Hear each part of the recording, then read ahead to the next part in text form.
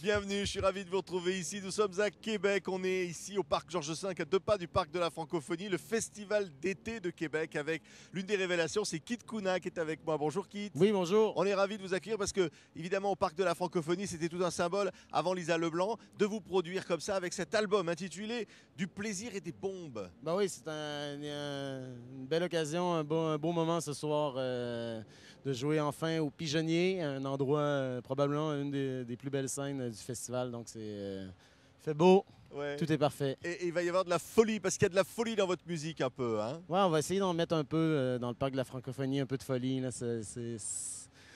C'est jamais de trop. Parce que quand l'album, je disais, s'appelle Du plaisir et des bombes, ça veut dire quoi, du plaisir et des bombes? Bah, c'est un peu tout. Là. C'est autant la souffrance que la joie, la guerre, le sexe, le narcissisme, la destruction, le sang et tout, etc. Il y a beaucoup de choses dans le plaisir et dans les bombes. Il y a tout ça, et Ouais. vous avez envie de chanter tout ça? Le sexe, les bombes, le plaisir, le frigo, Ouais, ce qu'il y a dedans. je mélange tout ça. Ouais. Je vais essayer de faire une belle salade avec tout ça mélangé. Et alors, il y a une chanson qui s'appelle Tic Tac. Et alors, elle parle d'Afghanistan, de Syrie, elle dit Tic Tac. Hein, c'est quoi? C'est la montre, c'est le temps qui passe. Ouais, c'est le temps qui passe aussi, le bruit du détonateur. C'est la guerre, c'est l'amour, c'est l'urgence. C'est un peu tout ça, oui. Alors, Tic Tac, Kit Kuna.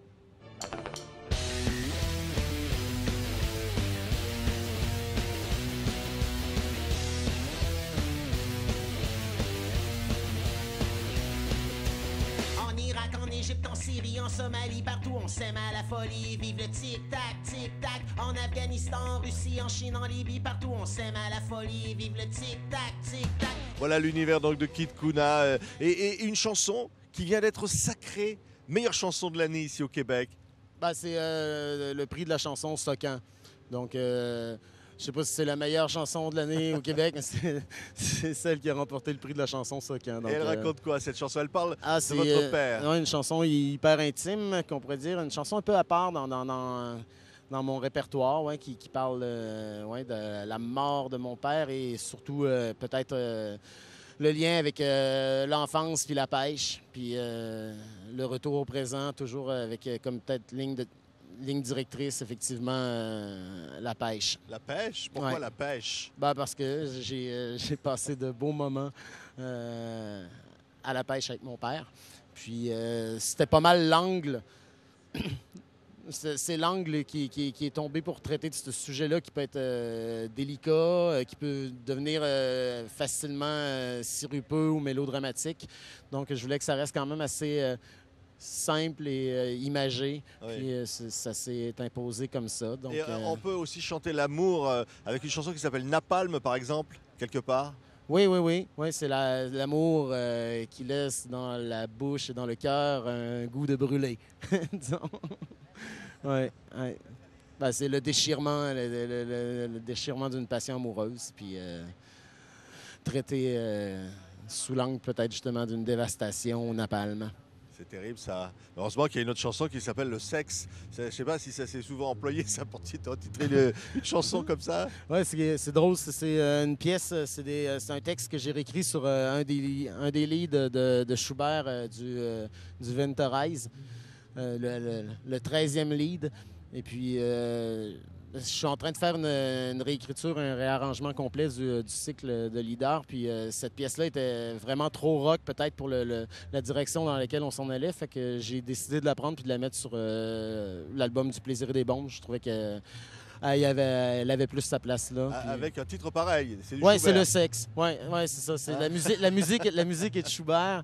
Puis le texte suit la ligne mélodique originale de Schubert, puis c'est le sexe. Et c'est vrai que vous avez dit dans une interview, j'étais dans mon char. Alors ici, un char, c'est une voiture. Ouais. Et j'ai entendu Schubert à la radio, j'ai commencé à fredonner, j'ai dit, tiens, c'est bon, voilà, la chanson, elle est faite. Ouais, ben c'est plus... c'est une œuvre, là, cette œuvre-là de Schubert, c'est une œuvre que j'aime beaucoup. Puis j'écoutais ça justement dans mon char ou ma bagnole. Puis je me suis mis à improviser par-dessus n'importe quoi. Puis là, l'idée m'est venue de faire le cycle complet, puis de réécrire des paroles, puis blablabla. C'est un gros chantier. Il y a 24 pièces. Il y a un sujet qui vous intéresse, c'est La Fille. Une chanson s'appelle comme ça. Ouais. La Fille. La Fille, oui. Mais les titres, hein, des fois, c'est ce qui vient à la toute dernière.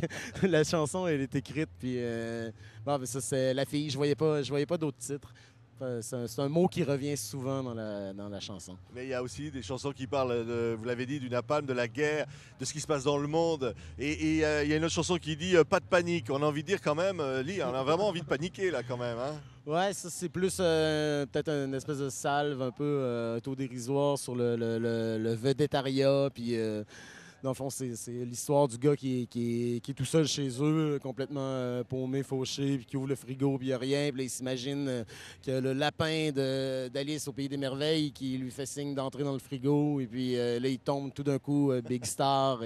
Mais il entend tout le temps des voix qui le ramène à son état, puis etc. Là, ouais.